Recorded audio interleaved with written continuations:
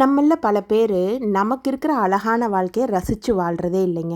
நம்ம கூட இருக்கிறவங்க என்ன பண்ணிட்டு இருக்காங்க, என்ன வாங்குறாங்க, எவ்வளோ சம்பாதிக்கிறாங்க, நீ செட்டில் ஆயிட்ட, நீ இவ்வளோ சம்பாதிக்கிற, உனக்கு என்னப்பா அப்படின்னு சொல்லிட்டு அடுத்தவங்கள பற்றியே யோசிச்சுக்கிட்டு நம்ம அழகான வாழ்க்கையை வாழவே மாட்டாங்க.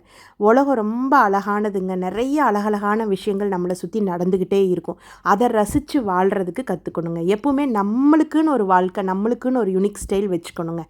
அடுத்தவன் ஒன்று பண்ணுறான்னு சொல்லிட்டு அதை பார்த்து பொறாமப்படுறதோ, அதை நாமளும் பண்ணணும்னு நினைக்கிறது என்னை பொறுத்த வரைக்கும் அது தப்பான விஷயம். கடவுள் யாருக்கு என்னென்ன எப்போ கொடுக்கணும்னு நினைக்கிறாரோ அது கண்டிப்பாக கிடைச்சே தான் தீருங்க.